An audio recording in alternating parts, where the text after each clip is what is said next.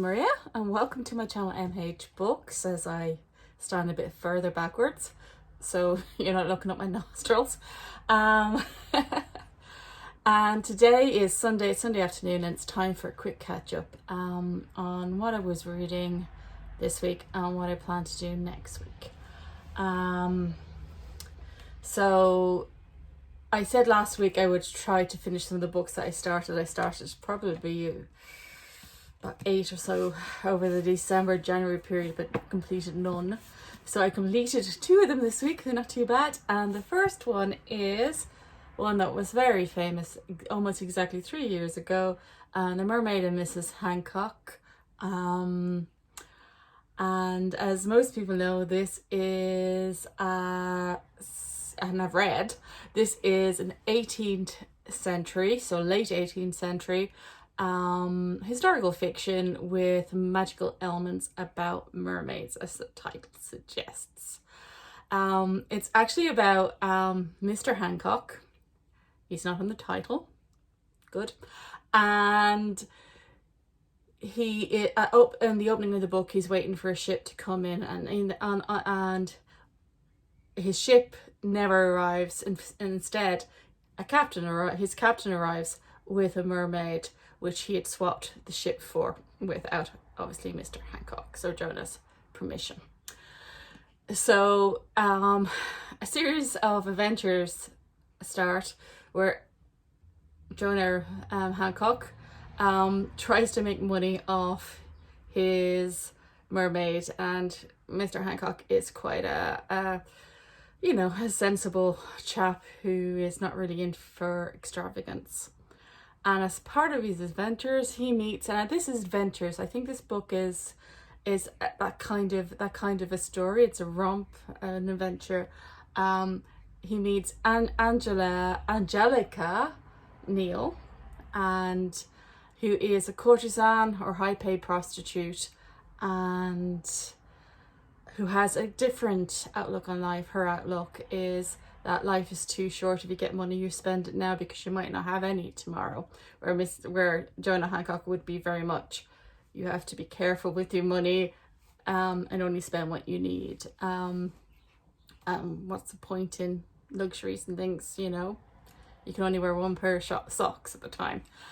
And it's almost about these two people meeting and all the characters entwining in between them, and the effect of the mermaid on everybody. So it's not to spoil in case somebody still hasn't read this, just like me. I found this story to be, it was wonderfully written.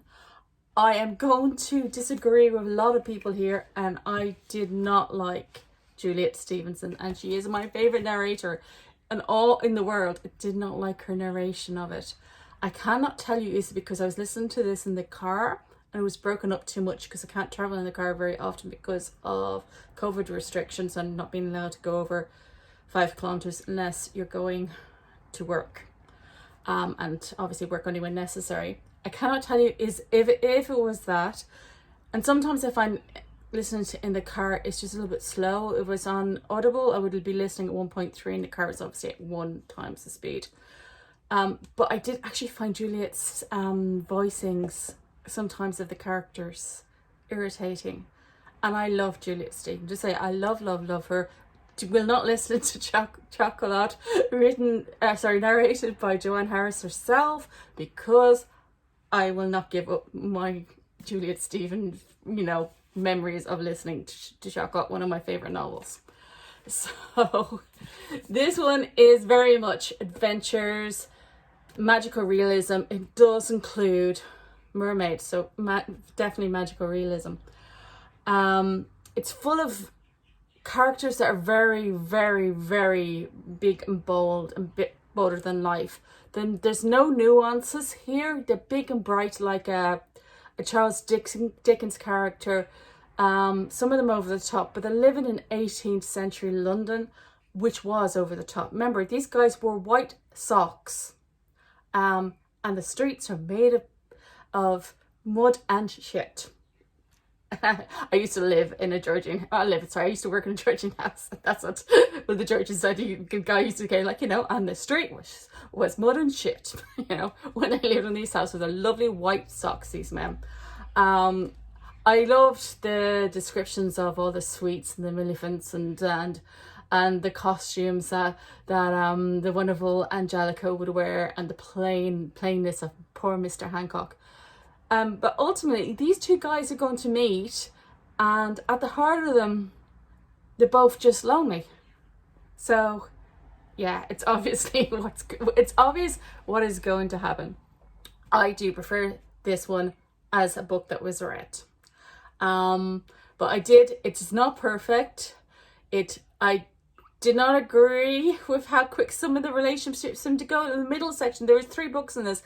A lot of people say the middle book is slow, then all of a sudden it jumps to the third, and it jumps in the relationship. Don't agree with how fast that went. But I loved where the book 3 was going. So, had fun reading this, enjoy the language. Will definitely read, and I should remember to list the authors, Imogen Hermes Gowar's next novel. So the next one I read is Stefan Mohamed's Fallen Leaves by Salt Publishers or Publishing.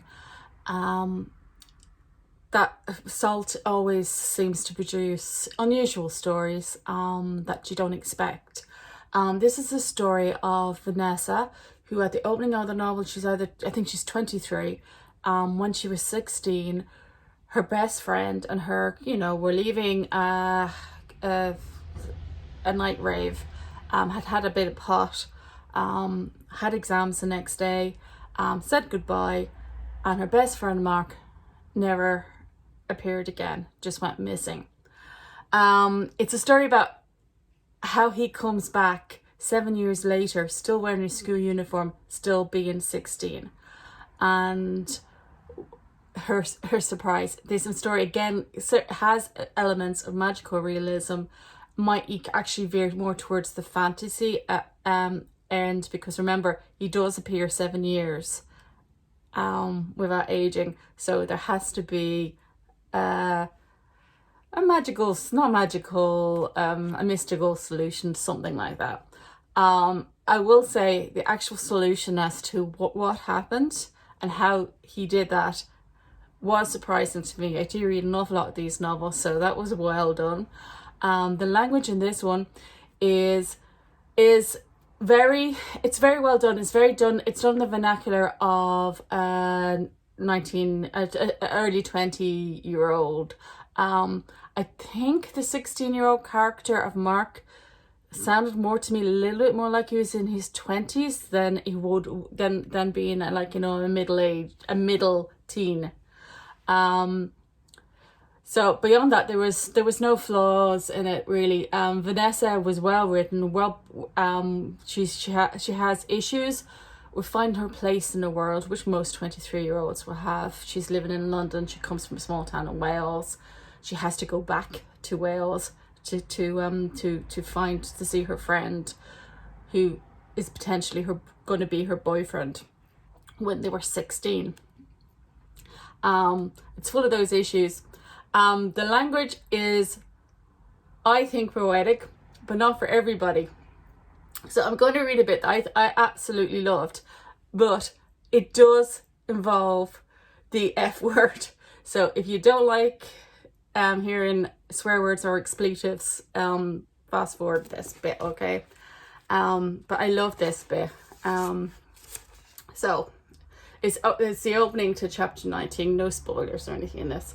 So, well, except they went to London. Thank fuck for London. Thank fuck for the grubby bus stops and downturned mouths, the endless centipedes of impatient cars, the fumes in the food, and the fact that it was a miracle that human beings were able to live here. Thank fuck for procedures like Oyster cards, such stolidly earthbound routines. So earthbound that it could actually feel vaguely normal as Mark and I travelled across to Alice's place, even though every second threatened further spillage of impossibilities out of my head and into the world. Yeah, so I should have said I'll take the book down when I finish the expletives, but it's fine. That's not for everybody. I love the use of all words. I don't like when people feel shy to do the words. Absolutely adored his writing. It's quite simple. I think Stefan Mohamed actually is a poet as well. I think he might be a spoken word poet. If I might have just made that bit up, but he is a poet as well. Definitely going to read some more of his novels. He does tend to focus on protagonists that are quite young, so late teens to early 20s, which is fair enough because you have to write what you know.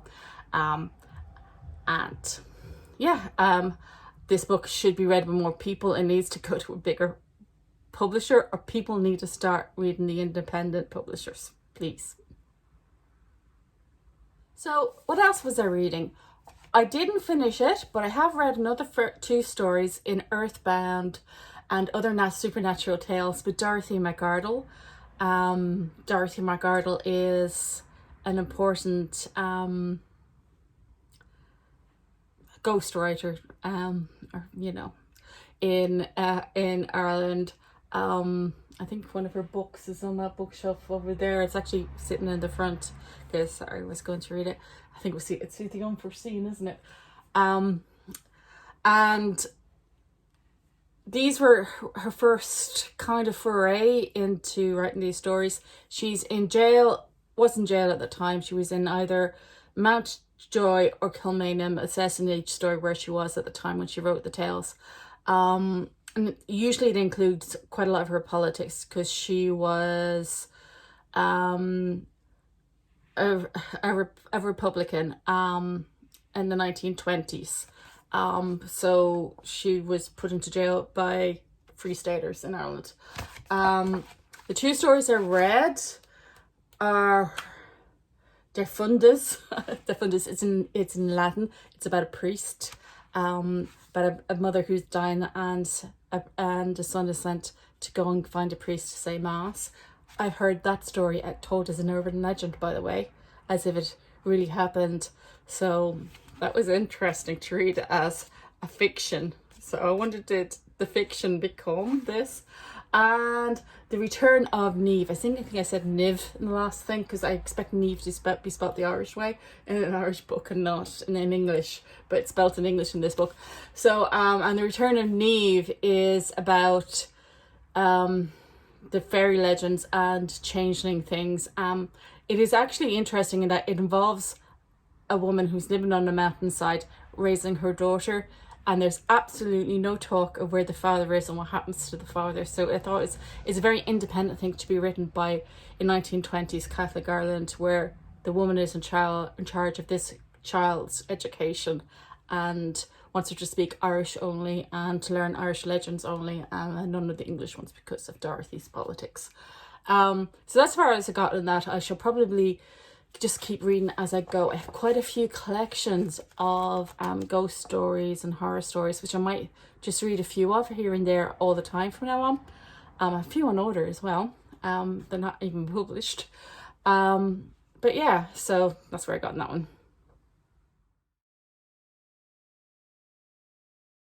Three books. As it's Valentine's Day, a romantic one about matchmaking. Unfortunately, somebody gets killed. So that's MC Beaton's Death of a Glutton, which is the Hamish Macbeth series. It's the next one I have on my list. And there's a matchmaking thing going on in Tommel Castle. And obviously somebody gets killed. Somebody gets killed in all these books. I just sort of pick an easy one. I'd gotten quite a few before lockdown of the books on CD from the library. And I thought I'd pick an easy one to listen to, because to see that would actually be quite short. I will be in the office 2 days this week, so great, I'll have time to look at that. The next one will be Kim Jiyoung, born in 1982, which will be my rare books book read for the 25th. The new book prompts will be released on the 25th, and the book club goes up that day as well.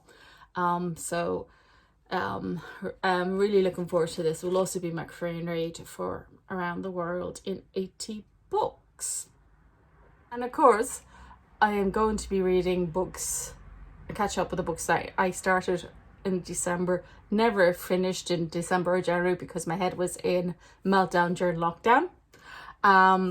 And so the one I'm doing this week is The Hollow Places by Tim Kingfisher. I was supposed to finish it in January because we're supposed to be part of a read for like the first book that you read in January. It was supposed to be A Woman in Horror 2, you know, because there's very few female writers ever seem to make it in the genre.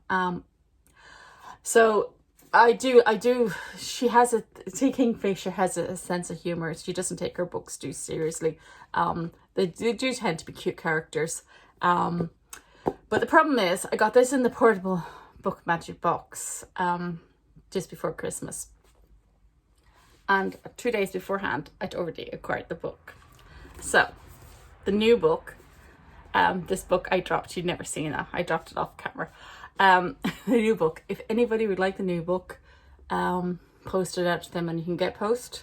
Just put a comment down below and I will post it out to you.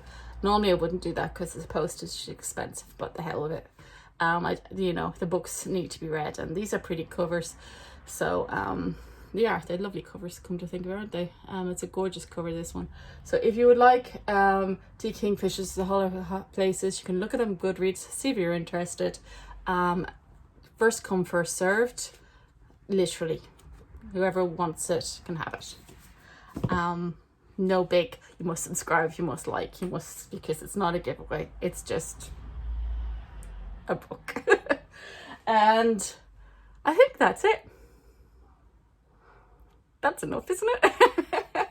Okay, I hope whatever you're reading that you're enjoying it, and meantime, have fun and see you soon.